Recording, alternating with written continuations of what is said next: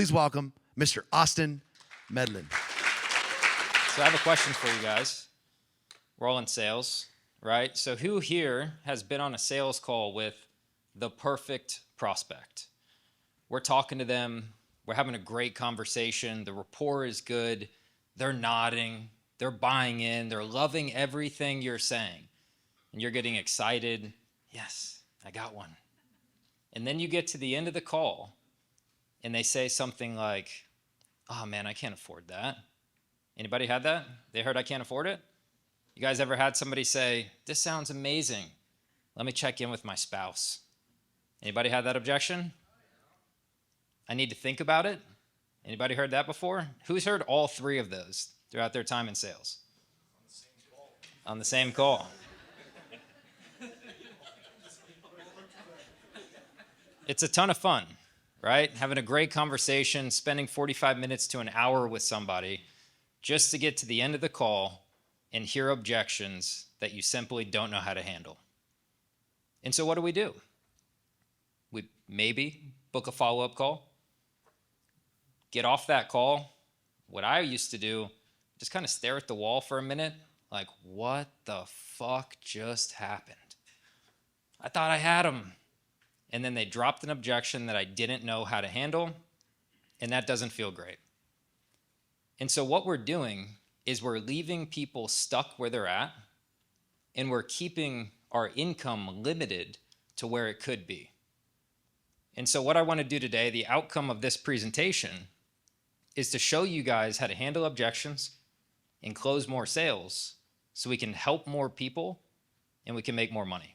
You guys cool with that? Yeah? Great. Now, before today, who here has heard of me, heard my name, knows who I am? By show of hands, before today. Great. And who here, no idea before today, never heard, who the fuck is this guy with the mustache? Great. So about half and half. So my question for the half of you that have never heard of me before, what the fuck? Guys, we've been living under a rock? What have we been doing? So my name is Austin Medlin. I've been in the high ticket space 5.5, almost 6 years now. And I started out, and in my third month ever of even knowing what a high ticket sale was, like this industry was introduced to me. And they said, you should go be a high ticket closer. I said, amazing. What are we closing? Houses, those are high ticket. Cars, planes, boats, what are we selling? They said, no, there's these online coaching companies and the CEOs can't take the calls and you can go be a closer. Okay. Why does the CEO not take the call? If they're the guy, don't the prospects want to talk to them? Like, that's how naive I was and how little I understood. I didn't even know this industry existed. And in my third month ever, I did $212,000 in cash, and I was the number one closer on that team, my first offer I was ever on. And we scaled that company to $1.7 million a month. We're on the Inc. 5000 2 years in a row for fastest growing privately owned companies in America. I took thousands of calls, closed millions of dollars in sales, and had a blast. When I found out about this industry, I quite literally planted my flag in the sand. And I said, I will be in this industry closing deals for the rest of my life. Like, I have a question. In what industry are you going to get paid tens of thousands of dollars a month to develop the highest paid skill set on planet Earth and help a bunch of people? Is there another industry where we can do that, yes or no? Not one that I found. I'd probably be in it if I found it. And so after I left that company, after doing $1.7 million a month, I became a growth consultant, still doing sales, but also learning sales management, leadership, building team systems, automations, operations, training, hiring, firing, a bunch of things that weren't just sales. And I partnered up with a guy that I had actually closed on the previous offer that I was on. I closed him. It was a $30,000 deal, and I closed him. And I partnered up with him because I said, hey, I just left this company. Actually, I got fired from that company because I rocked the boat a little too much with honesty. And I partnered up with this guy, and he was at $25,000 a month as a coach. He was a solopreneur. And I said, dude, you have a lot of leads. I can do everything else. So I came in and raised the price by 3x'd it overnight. Got on my first call, closed a $10,000 deal. He goes, dude, what did they just pay us $10,000 for? My program is $3,000. I said, not anymore. He said, do I have to do anything different? Nope. Okay, I like this. Now we're more profitable. And I built a team, and in 10 months, I took that individual from $25,000 a month to $250,000 a month in cash in 10 months. And then I left him. Actually, I got fired again, twice, rocking the boat. He started making bad decisions, and I just care about people. And if you're making bad decisions, I'm just gonna tell you it's a bad decision. But I left him and I partnered up with a friend of his, and I took her from $100,000 a month to $550,000 a month in 14 months. Same model. Raised the prices. She called me up. What'd you just sell for $9,000? Your program. Said, I thought my program was $7,000. Not anymore. Do I have to do anything different? Okay. And then I built the sales team, the systems, the calendar questions, the routing forms, the CRMs, all the things, and built her up to $550,000 in revenue.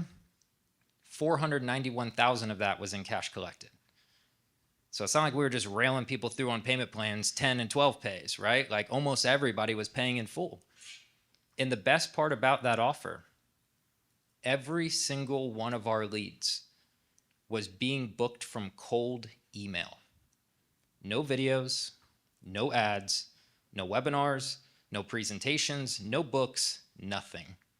I would get on calls with people and they would say, hey, who are you again? What? I sign up for a lot of these things. What do you do again? Most people had no idea who I was. And I was closing them between 60 and 80% on the first call, the majority of which were paying in full $9,800. And so when people tell me, oh, my leads aren't good, bullshit. Oh, the offer isn't great. Then why are you selling it? If you're on an offer, it better be because you believe in it, yeah? You guys all believe in what you're selling? If the answer is no, find a new offer. No confidence, no conviction, no sales. So if I can consistently close a damn near $10,000 program on the first call, majority of which were paid in full from people who didn't even know our company's name. And if you really want to be honest here, we had a video that we would send beforehand. And my CEO talked so fast that it just pissed people off. They're like, hey, I got this hour-and-a-half video you sent me. I watched the first 3 minutes. Why is it in 2x speed?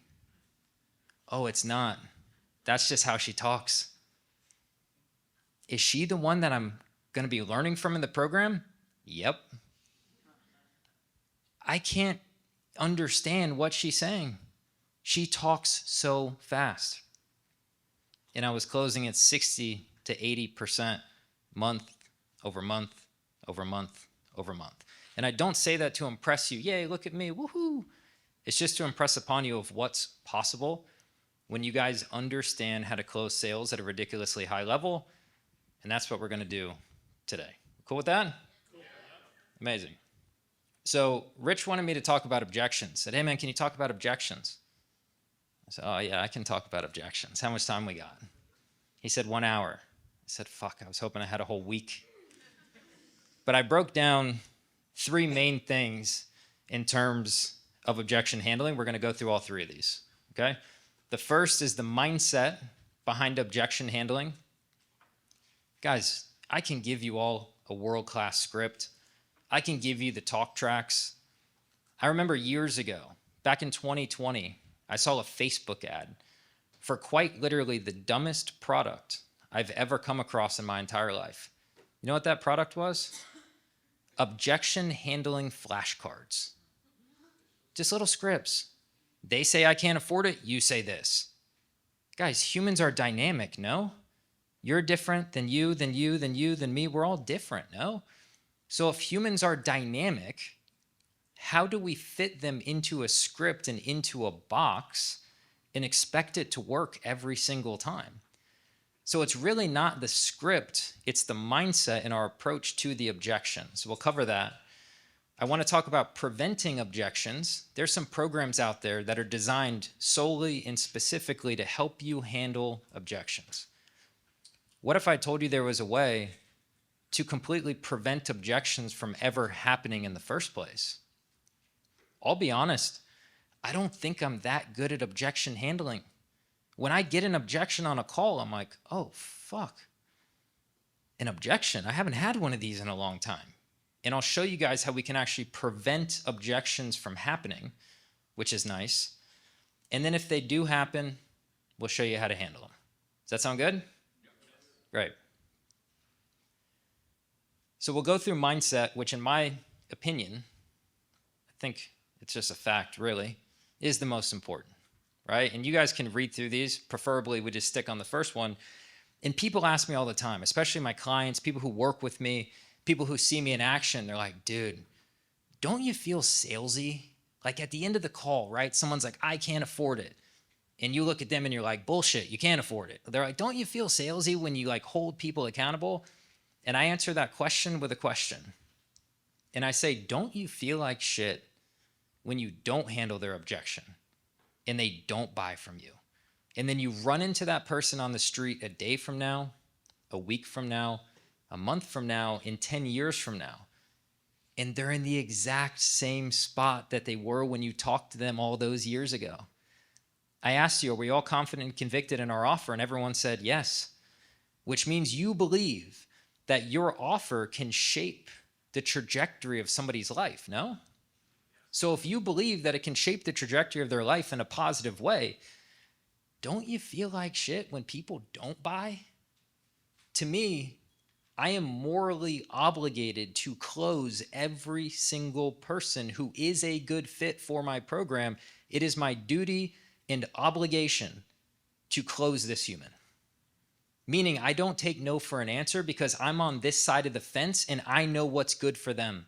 And I can see clearly because I understand our offer and I understand what it can do for this individual, which means I quite literally go to war and I have some tough conversations and I don't feel salesy. You guys ever feel salesy on a call? You feel like you're like being salesy? Anyone? Yeah, a little bit. Okay, that's all right. It means you're probably following a script and not just focusing on the human we're speaking to and going to war to change their life. If you had a friend, a family member, let's just say your best friend, and they're addicted to really bad drugs, do you feel salesy when you're trying to convince them to stop? Like, do you feel weird about that? Or are you like, dude, what are you doing? And you have some tough and honest conversations because we care about these people, right? If you don't care about people, you're in the wrong industry.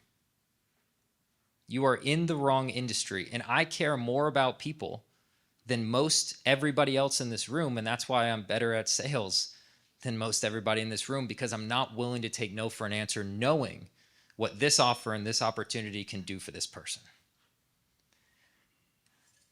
You guys will like this. It says you can get rich now and be liked later, or you can stay broke now and be hated later. Anybody pick number 2, preferably?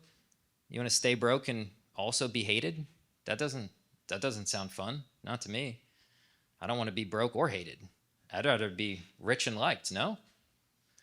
What that means is on a sales call, when you get objections at the end of the call, they happen. Once I show you how to prevent them, they'll happen less, but they still happen. And when you handle these objections, these people probably don't like the conversation that much. It's some hard truths that we're telling to these people. They don't love it in the moment, but they're going to buy, which is going to put money in your pocket, and that makes you rich when you do enough of it. And later, once they go through the program that you've just sold to them, these people will always come back and thank you. They'll ask for your address and send you Christmas cards. They'll give you a call and say, dude, if I did not do this offer, I don't know where my life would be. You shaped and changed the trajectory of my life, and I can't thank you for that enough. Or we can have people like us. by just saying, yeah, man, that sounds great. Chat with your wife. We'll talk about it next week. And then they never show up to the follow-up call. And they never buy, and their life never changes, and they will always hold that against you. You have the power to change their life by enrolling them into this program, and you made the decision not to handle their objections, go to war for the prospect, and get them to buy, and they'll always hate you for that later, and you make no commissions. So the question becomes, do we want to get rich now and be liked, rather even loved later? Or do we want to stay broke now and then have all of these prospects hate us because we didn't change their life? I pick option 1. Anybody option 2? No? I didn't think so. And I'll tell you guys a story about this. I had a guy on my calendar. His name was Alex. Alex was on my calendar back in 2020. Don't know who this guy is. Random prospect. And I get on the call and he tells me, he says, I'm $10,000 away from bankruptcy. Most closers would think, oh, well, I don't want to take this guy's last 10 grand. What if it doesn't work out? Me, confidence and conviction, I know that this offer is what he's been needing for all of these years. So I get to the end of the call, I tell him, yeah, man, it's just $9,800. He panics. No, dude, I can't do it. No way. I'm $10,000 away from bankruptcy. Never going to happen. Okay. We'll see about that. So I handle his objections, and I basically just told him the truth. Had a tough conversation. I said, dude, you've been trying to build this business for 5 years. You're $10,000 away from bankruptcy. Work with us, at least you have a chance. You don't work with us, you do the same thing you've been doing for the last 5 years, you're out of cash and you're fucked. That's what I told the guy. Point blank, period. It's just the truth. It's not a fun conversation to have, but it is what it is. He takes a gamble on us, and he hires us for his last 10 grand.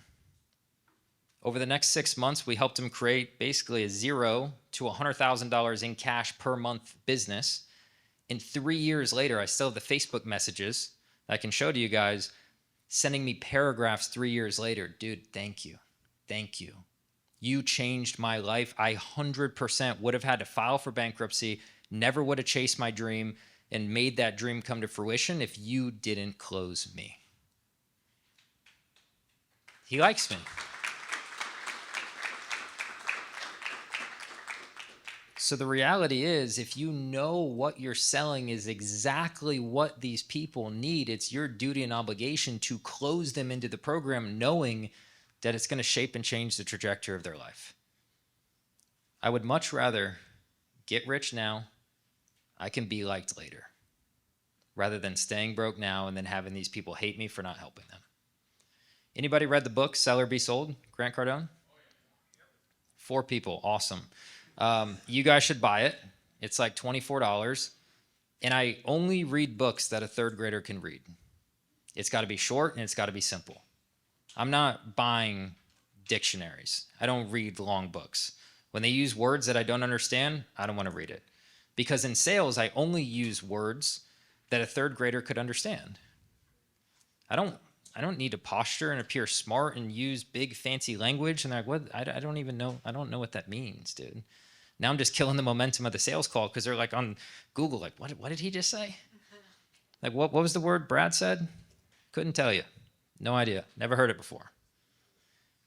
And so Sell or Be Sold is a great book by Grant Cardone. I'll sum it up for you.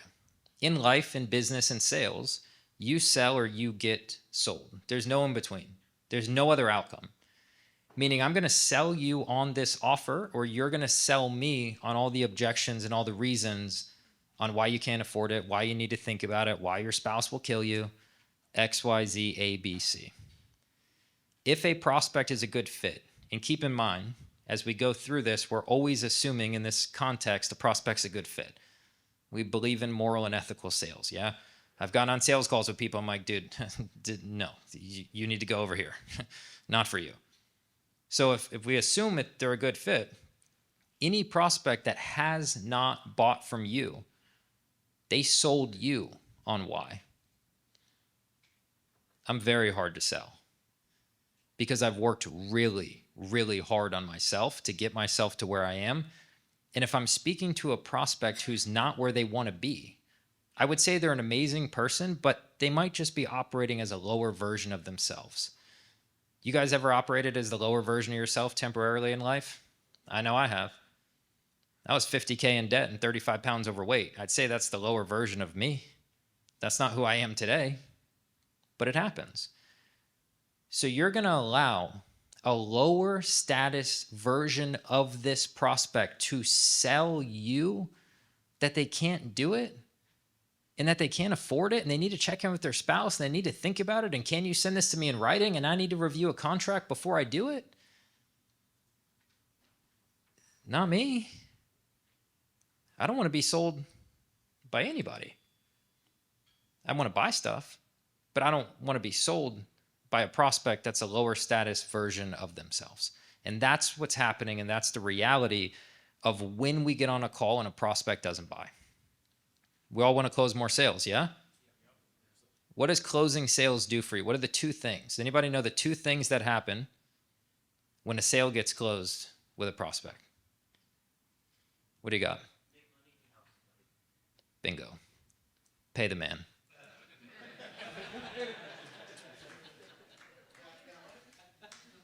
Bingo.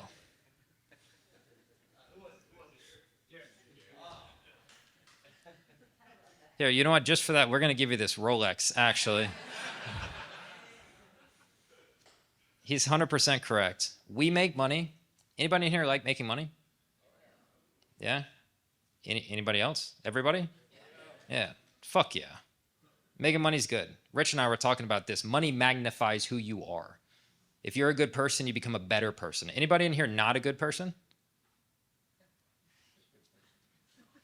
Great. If so, we don't want you to help you make more money because you become a worse person. But making money is a good thing because if we're all good people, yeah, it magnifies who we are. We can become more charitable. We can do more cool stuff. We can help more people. Rich and I were saying, dude, making money gets so old, but helping people never does. That's why when you make a bunch of money, you just want to go help more people because that never gets old. Me, I could shut down my business today. I could go fuck off for a couple years and not make a single dollar of income and I'll be okay. And in the meantime, probably buy another 1, possibly 2 supercars in the process and not make another dollar.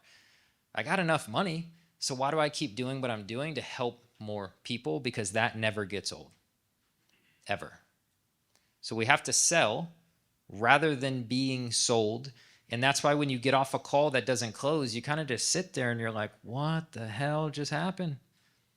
Yes, your income is impacted, but more importantly, I think you guys feel it in your heart. I could have helped this person. I could have changed the direction that they were going, and I didn't. And that doesn't feel good.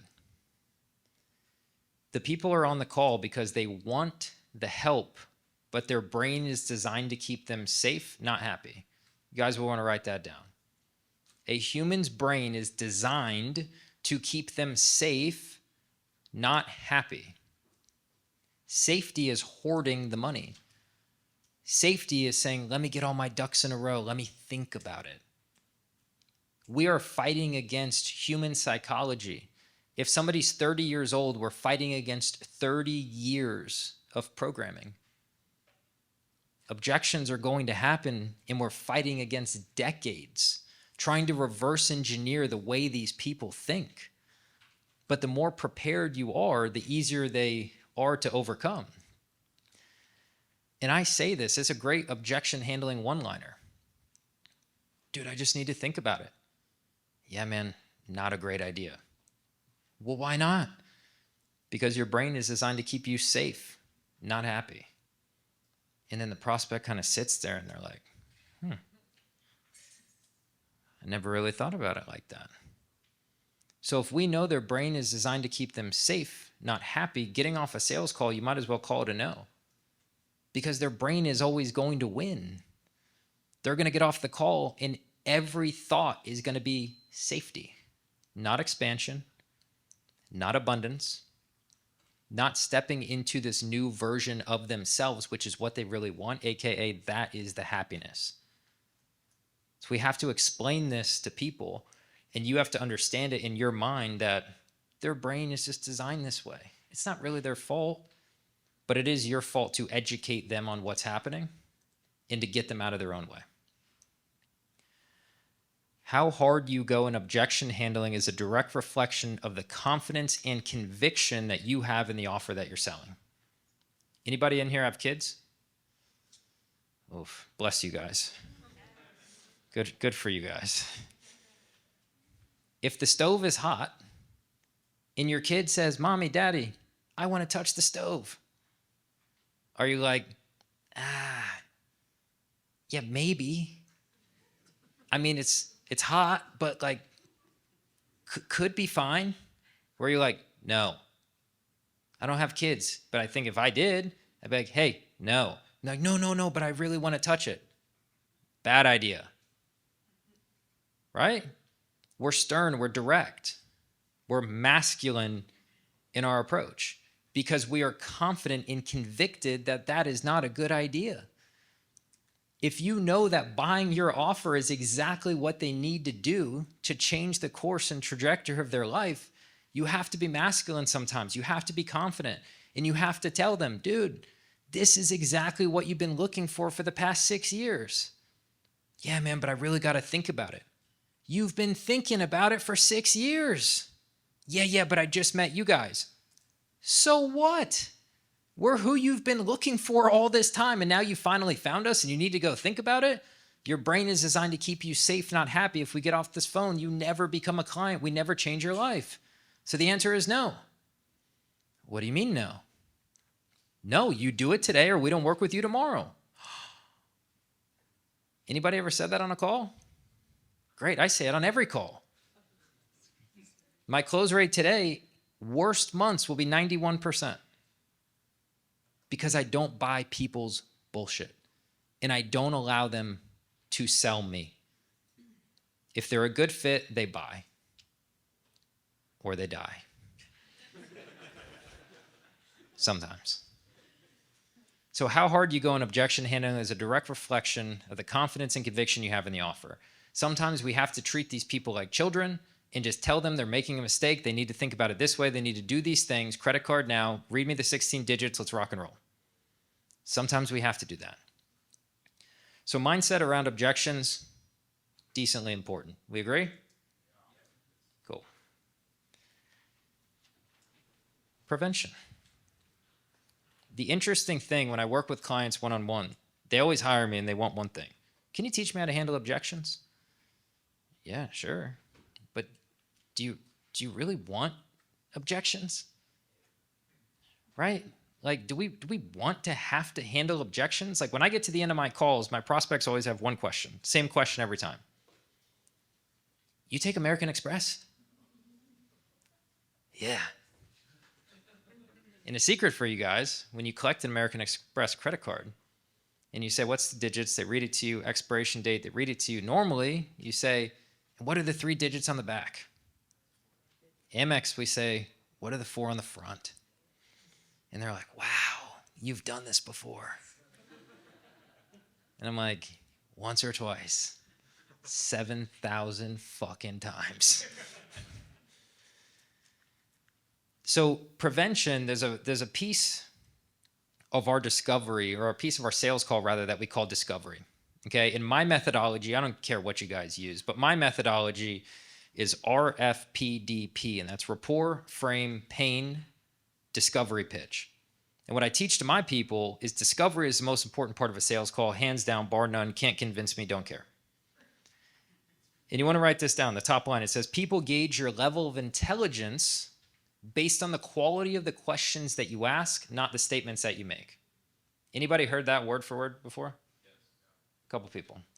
Pay the people. I live and die by this quote. People gauge your level of intelligence based on the quality of the questions that you ask, not the statements that you make.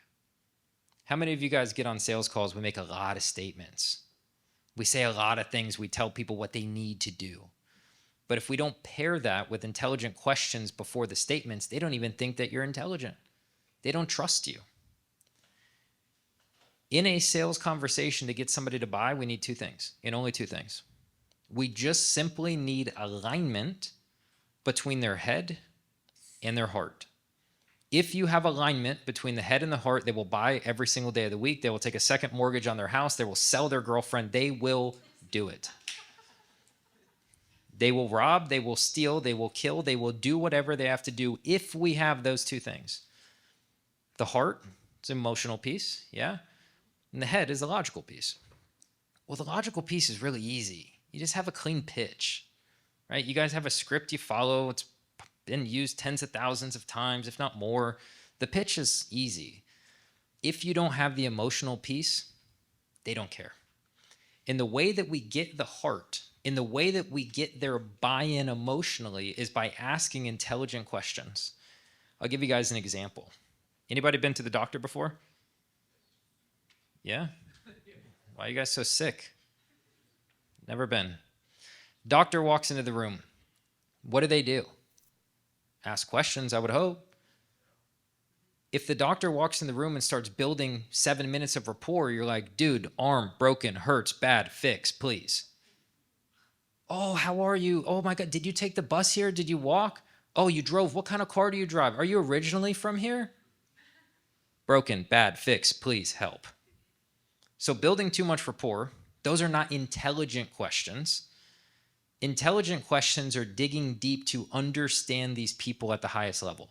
Now, I'm not going to go through them all today. It'd take too long. But there's essentially 11 topics of discovery. And if we can hit all 11, it's impossible to get objections. Right? I'll give you an example. One topic would be comparison. Hey, I know you're on the phone chatting with us about XYZ. Any other coaches, any other programs, anything else you're looking at? Nope, just you guys.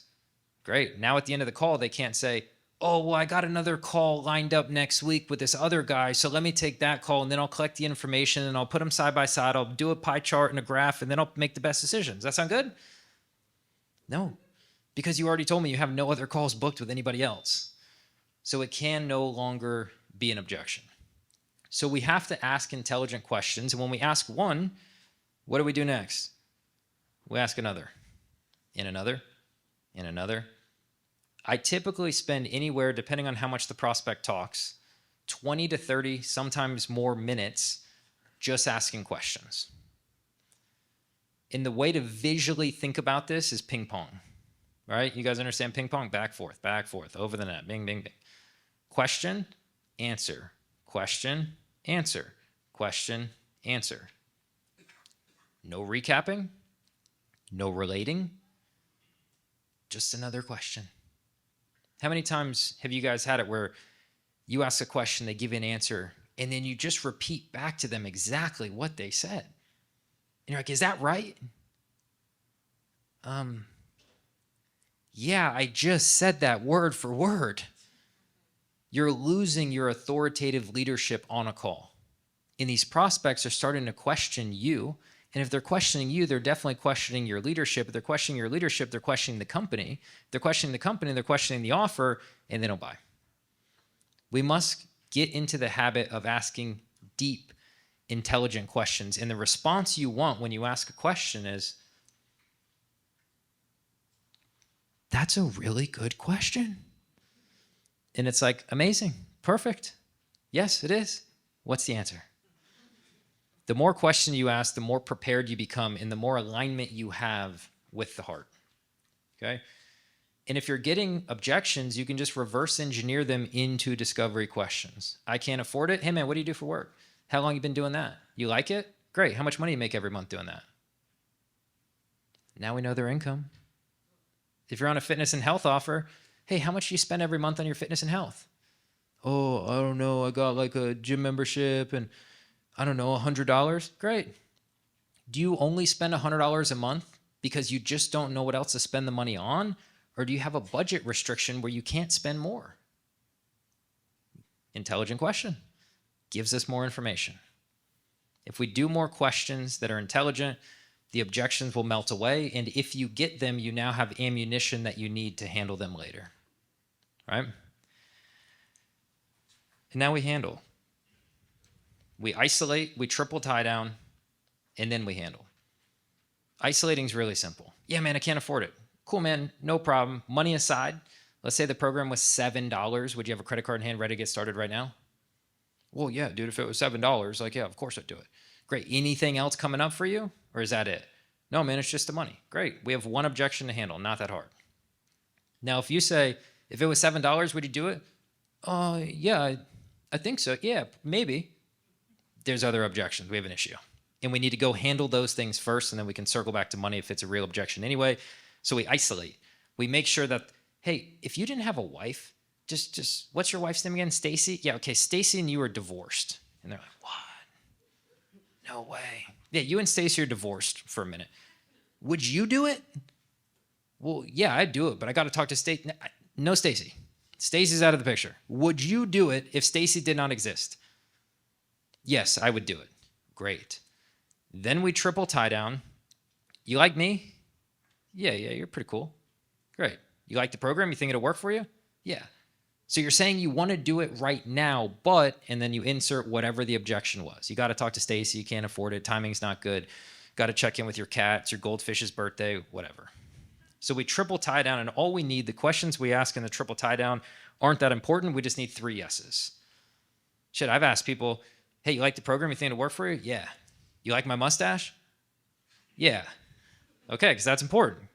If we're going to work together, you got to like the mustache. You're going to look at it for a long time.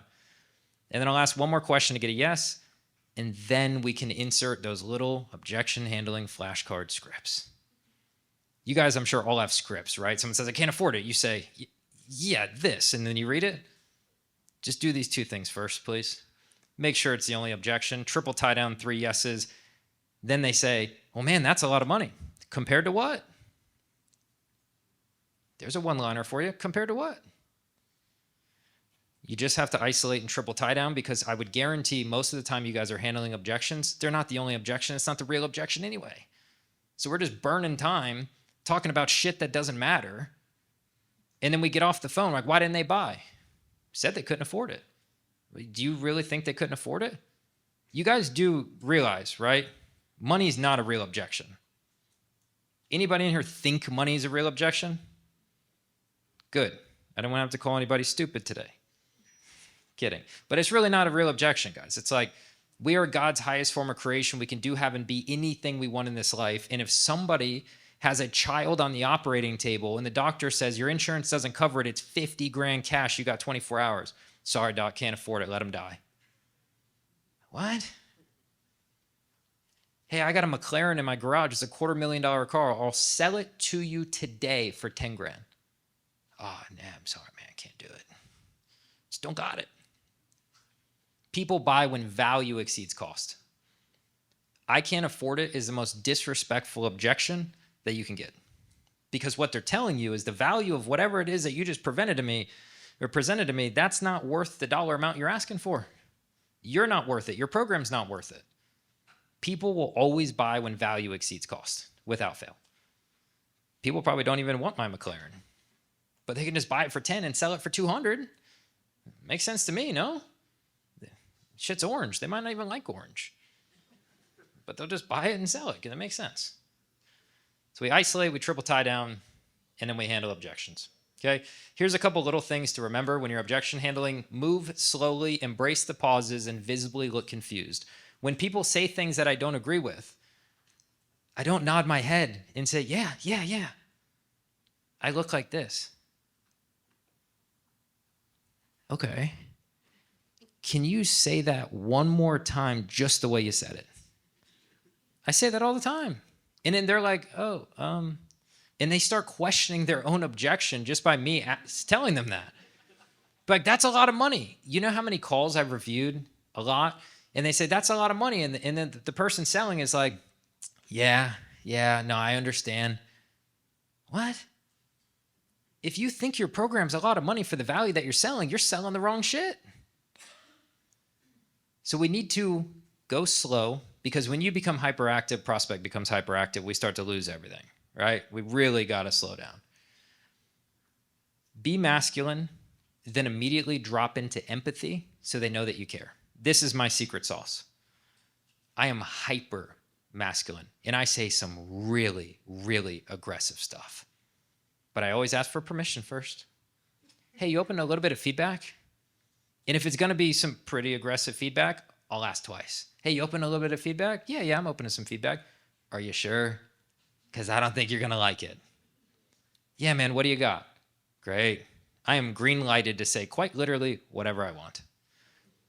And as soon as I'm done being hyper masculine, putting them in their place and making them feel like shit, I drop my tone directly into empathy without hesitation, and I lean into the camera and I quiet down. I say, dude, I just say this because I care. And I care, and that's your fault, not mine. And they're like, huh? I'm always breaking their pattern, right? Tony Robbins talks about pattern interrupting. I'm always breaking their pattern by saying such offhanded stuff that no one's ever said to them before. And I'm like, and that's your fault, not mine. They're like, what do you mean it's my fault? I'm like, dude, you just sat here for 54 minutes and told me how shit your life is. And I'm 100% confident that with this program, product, service, we can change it forever. I'm just trying to help you here. So we come condescending, we come masculine to have the tough conversation. We immediately drop in empathy. Dude, it's just because I care, man. I'm just trying to help you here. And they're like, wow, this guy really cares about me. And I do. It's genuine. It's not just words. It's genuine from the heart. We want to monitor the temperature in the room. So visibly, right? If it gets super, super, super hot in a room, what do you want to do? You want to leave. It's hot. Maybe it's smoky. Things are on fire. You can't breathe, you can't see, you can't think, and all you want to do is exit the room. So you need to monitor the temperature in the room when you're objection handling. If it gets too hot, you burn the prospect. They exit the room. Dude, just send it to me in writing. Dude, I really want to do it. Send me an invoice, I'll pay it. Blah, blah, blah, blah, blah. They never do. So if the temperature in the room is getting hot, you know the easiest way to drop the temperature in the room? Just make a joke, make them laugh. It's really simple. If we can get a prospect to laugh, we immediately drop the temperature in the room. So if we're coming hot, we're coming condescending, we're deep into objection handling. Guys, I've handled objections for like 30 minutes straight. Before temperature gets pretty hot, I got to come up with something to make them laugh. Whatever it is, I don't care. Make a joke about yourself, make a joke about their situation, whatever can get them to laugh so they drop the temperature in the room. And we want to come from a place of love and service, meaning when we handle objections, it's not like this. It's I'm going to come around to your side of the table, put my arm around you, and say, we're going to figure this out together. If you're just butting heads with them, it just becomes a big dick competition. It's like, I'm going to get you. And they're like, I'm going to not do it. And I'm like, you're going to do it. And they're like, no. And then they get off Zoom, and I'm like, shit. But if I walk around to their side of the table, I'm like, dude, I just care about you. I just want to help you here, man. And you've told me too much, and I've been doing this for too long to not get you the help you need. So what do we need to do to grab a credit card and enroll you into the program today? What has to happen right now for you to do it today? Is it a payment plan? Is it an extra month in the program? Dude, when I was a closer, it took 7,000 calls. You know how many random things I gave to people to get them to buy? I had one guy who's like, dude, I really want to do it. Give me a week. I have another call with the CRM person. They're going to help me with Kajabi. And I said, how much are they going to charge? I think she's like $3,000, $5,000. I said, perfect. You know who knows Kajabi really well? Me. I will do it for free. You buy today. I will get on a one-on-one call with you off the books for totally free, and I'll help you set up all your Kajabi, save you $3,000 to $5,000. How's that sound? You do that for me? Yes, credit card. His name was Fred, fitness coach, lived in Australia, never forget. I've given people sales coaching. Dude, I'll help you with sales off the books. Like when I was a closer, I know shit. It's like, I'll help you. What do we need to do to get you to buy today? If I know that their brain is designed to keep them safe, not happy, it is my duty and obligation to close these people today. You guys agree with that? Amazing. Nothing there. Should be one more thing there. It's fine. So if you guys think back, right, to the beginning of the talk, we're talking about objections. And we get them. They happen, right? We've all had them. It is what it is. But it becomes your duty and obligation to get so good at preventing and handling that we can enroll more people. Because enrolling more people, what? Allows us to make more money and help people. Make more money is cool. Helping people, way better. And at the end of the day, When you get objections that you don't know how to handle and you just give up, that's not sales and that's not leadership. So the next time you get an objection, you need to slow down, lean in, ask some intelligent questions, and fight for this prospect. If they're a good fit for the program, it's your duty and responsibility, and you are a shit person and a terrible closer if you don't do this. Anybody in here want to be a bad person, want to be a bad closer? Anyone not want to make money? Didn't think so. Great. One person? No. Okay. So it's your duty and obligation to slow down, lean in, and fight for these people, because we're fighting against decades of human psychology. And if you're aware of this psychology, then we can start to help these people get out of their own way, and they will always thank you later for that. If you guys understood that the lifestyle that you've ever wanted, to travel, the freedom, the money, the impact, the lifestyle beyond your wildest dreams was achievable by simply getting better at handling objections and closing more sales, wouldn't we all think that we should probably go do that? Shouldn't we just triple down on our skill of sales, because that's how we make money, help people, travel, do cool shit, meet cool people? Yeah? So if that's what's standing between you and the life you've always dreamt of, it's time to go all in. It's time to stop letting these people go that genuinely need your help, because when you master sales, you master your future and you master your life. If you guys can do that, I'll see you at the top.